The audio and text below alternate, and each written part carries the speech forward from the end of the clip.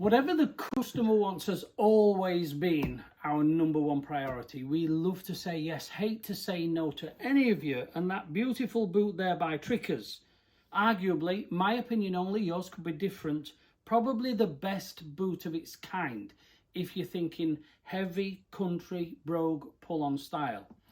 But it's made for stocking 1001 Burnished, Espresso, which is a very dark brown, and black. There are one or two that have been made over the past few years in different colours as seasonal or limited editions. But one of our customers must have a pair in Burgundy.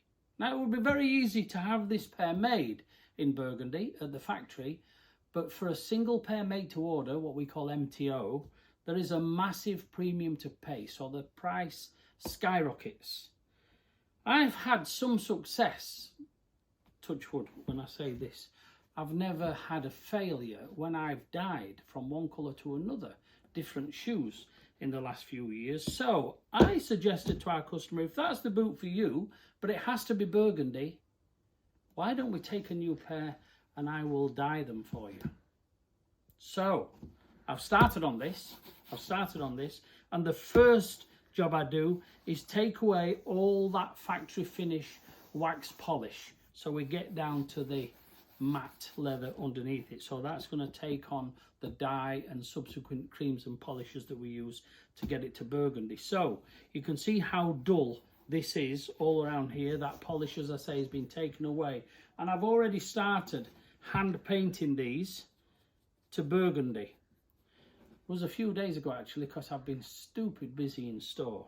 Not complaining, but I haven't had chance to get back onto these. So the process these are going to be going through in this next day or two is hand painting.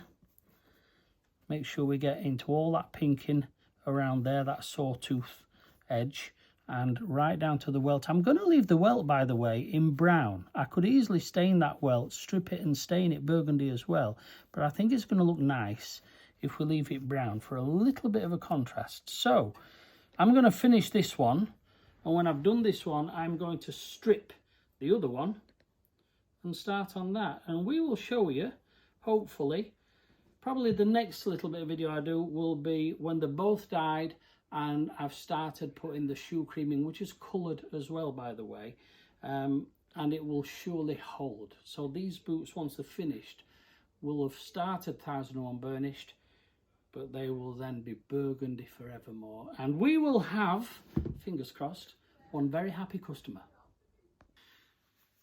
Might have taken me a little bit longer than I would have liked to convert, transform even, this Henry in 1001 Burnished to Burgundy, because we've been run off his feet this last few weeks, this last couple of weeks especially. So started with 1001 Burnished. This one has been stripped and dyed, waiting for the cream, a nice burgundy cream and some black over the top too.